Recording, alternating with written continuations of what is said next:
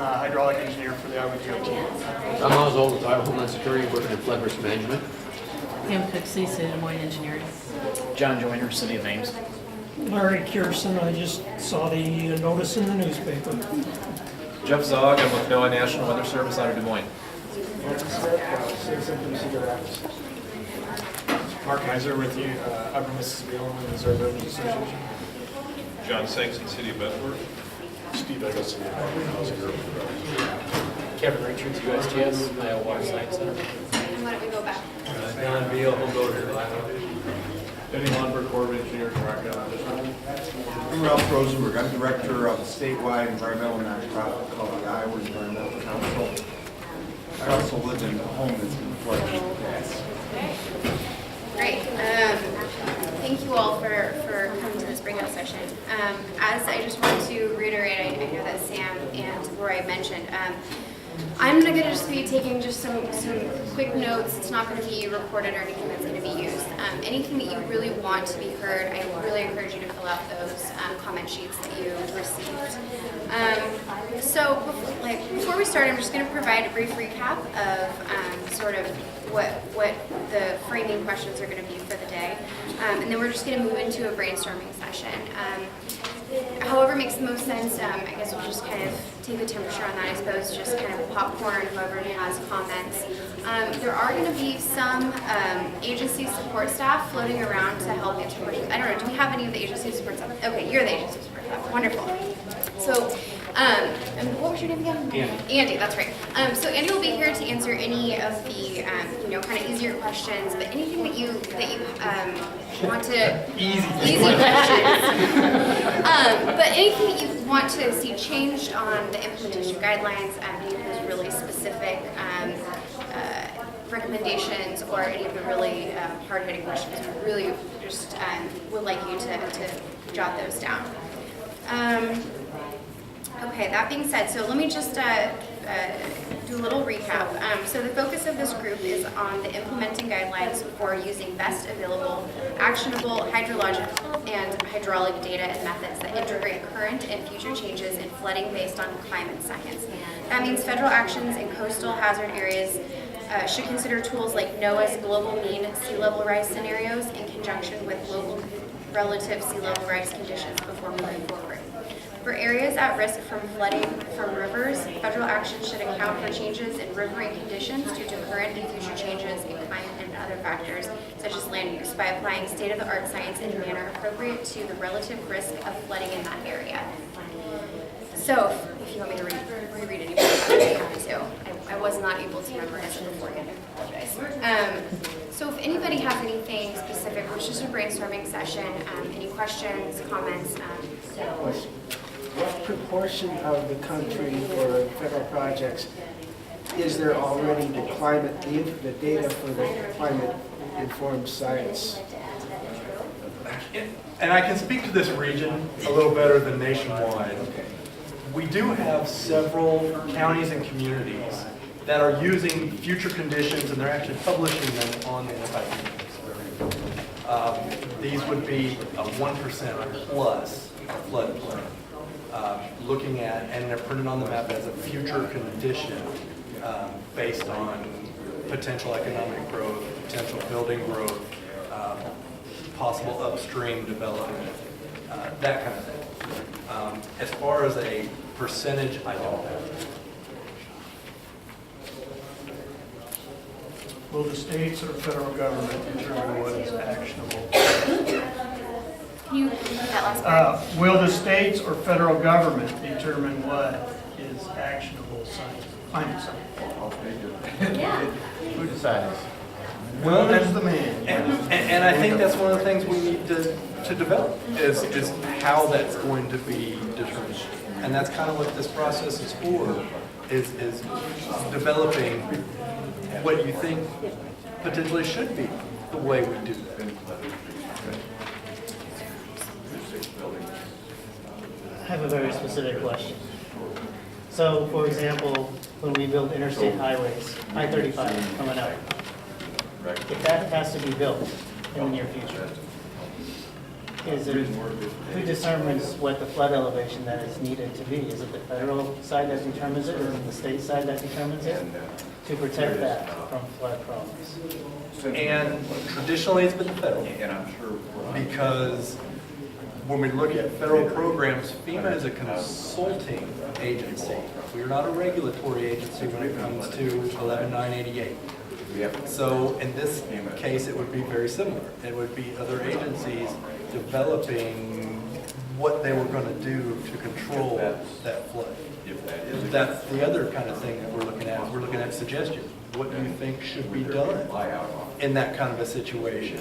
Should it be state? Should it be federal? Who should be doing And it? right now, most states and counties, owners dictate really what they design to. The only time you guys come into play is if you're in an FID. So, you know, and then we're just, you know, stuck with the no-rise issue and deal with that. But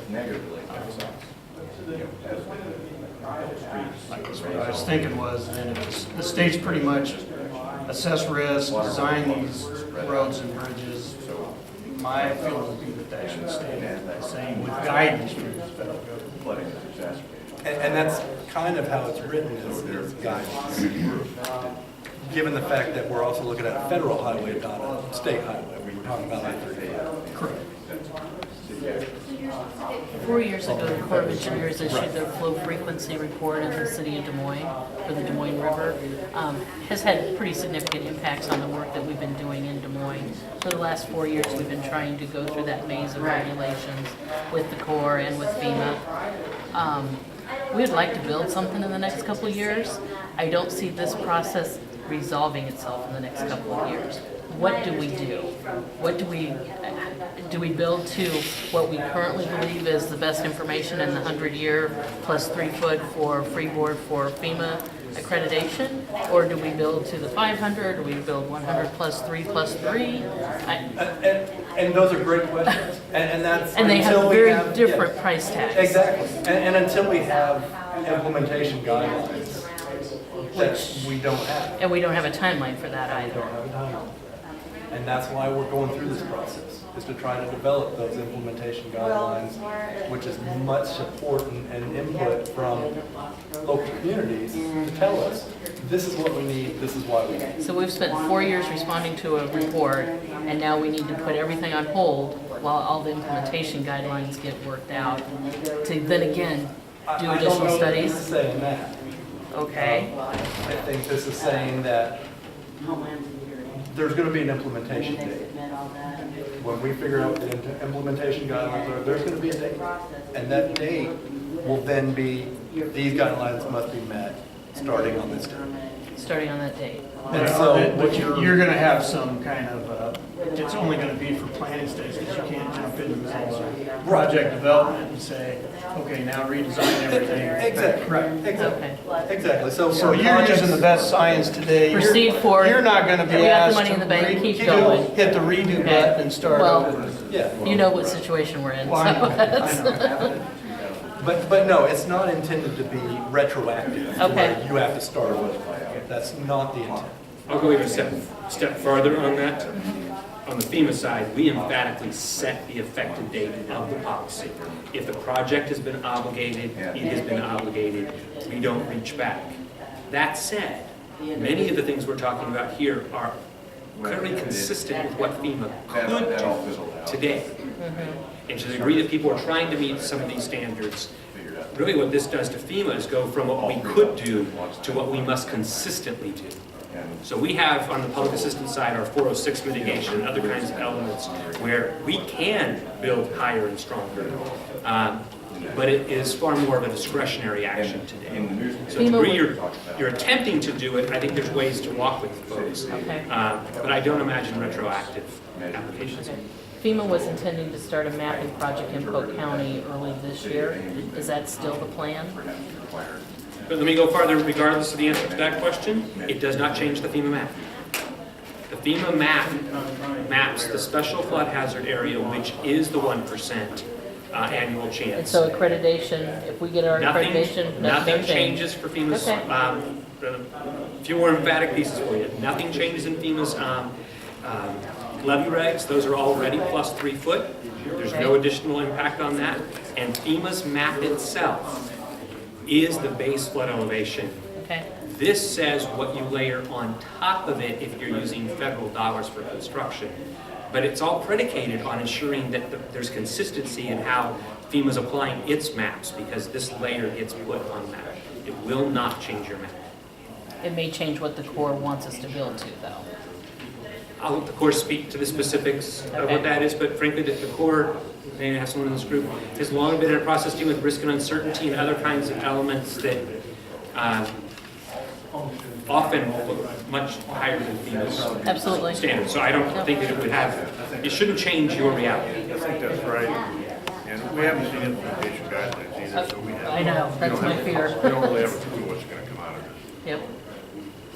So in your comments, I mean, you guys have started to say a couple of ways that you feel like, the 1% plus floodplain, that's one way that this information could get injected into it. Are you looking for us to comment on other ways that climate information can get pulled into it, or other Absolutely. communities So that under have done this experiments? option, the standard simply says use the best actionable climate-informed science. Some have suggested that we should be clearer about what you should look for when you're implementing it. And I've heard people on both sides of that. You absolutely. So I would point you very specifically in implementing guidelines to lines 780 and following, where we explicitly call out actionable science. And the interpretation is in the paragraph that follows. And if you keep reading farther down that page into the 800s, you see the definition of the plus 2 foot and the 500. Those are the words that interpret it. You may have ideas here today, you may have ideas afterwards by which you have ways that you think we should do that. That's absolutely what we're all here. I'm not an engineer like a number of people around. It would be helpful to me to understand this if I had some idea of the different outcomes if you use the climate data versus a arbitrary freeboard versus a 500-year flood. Are we way off, or do we come out about a level plane using those three options? Basically, we don't have all three in one location potentially. And so this is giving options of, if you don't have climate data, maybe you look at the 500-year floodplain. If you don't have a 500-year floodplain, maybe you look at best available climate data. It's giving, there are three options that can be used for those federal monies. It's not saying you will use climate data. It's giving those options, but it's how we implement that. And that's kind of what we're trying to figure out is the best way to implement it. If your project crosses the number of agencies, all of which choose a different method, And that's true nationwide. give me some sense, or us some sense of what happens. And I don't, basically, I would guess we'd look to the lead agency to determine the way they would consider the best methodology to do for that given project. But I don't know that. Maybe that's something that could be written out and say, Yeah. we need to know that. That would be a very nice thing to clarify. Yeah, and you should definitely write those. No, this is a multi-year department. You will say that A multi-year department. In fact, that situation, if you write that down, that would be perfect, because that is going to be something that's a real world That may situation. impact what we would pay out in terms of the floodplain. 2 places. In the slides, you mentioned when you used the term federal dollars more than once. This applies to federal projects with federal dollars. In your slide, it says applying the standard, you use the term agency grant programs and Lamborghini grants to fund construction. Would it be safe to assume that that would also extend to guarantees and insurance, federal insurance? And that I don't. I guess I should make that more of a declarative statement rather than a question. But in terms of whether or Because not. as HUD and FHA insure single-family homes for builders, And that's probably going to, some of this is going to apply. Same when we insure multifamily projects. And that is an insurance RD, rural development also guarantees single-family, multifamily, plus some community facilities. And I would imagine that will also take effect. And again, those are not grants. I'm just being persnickety because you just used the word grant. When you say federal funds, I think that takes the whole envelope. Right, and I think that was specific FEMA from our HGMP grants and some of that kind of thing, where when the slide was written, we were focused at FEMA. But yes, it's federal dollars being spent on big projects. Federal programs, yes. Thank you. I would like to pick up just one thing, this gentleman's comment. That I have the same concern that you do. If you have tentacles, I could even make an argument that if the GSEs, as Fannie and Freddie, if they have a backing of a loan, if it goes bad, federal money goes into it. Now, I will Does tell you, that affect we should be exploring that you have. And it's not intended to. This is basically an amendment to 11988, which is for federal projects going with federal funding. And that's why it was kind of written. Yes, there are offshoots. I don't know what the impact's going to be on those. I don't feel that's the intention of this ruling. But you're right, potentially it could be. We would feel more comfortable if we were specifically omitted, and not just omitted by silence on what's included, but actually, this is what it doesn't. Just one last thing. Doesn't include. If there was a. I think Just 1 second. So I think these kinds of comments too, and definitely needs more clarification. So what exactly, what needs more clarifying within the implementation guidelines in terms of this?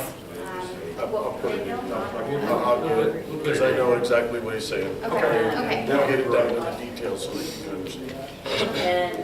Thank you. Did you have another comment? Nope. Okay. We took care of it just there. Okay.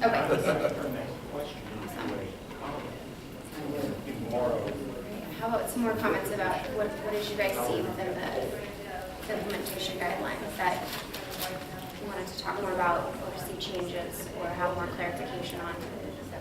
Worries, concerns?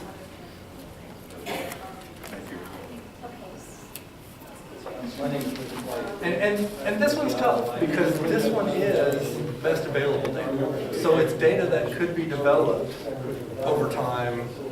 It could be existing. It could be future generation flood mapping. It could be NOAA's new stuff. It could be, I mean, all of this can be pulled in and used as best available data. And we do that even with flood maps. We'll take best available data for NFIP, insurance and that kind of thing. So these are things that we want to get a really good handle on for implementation.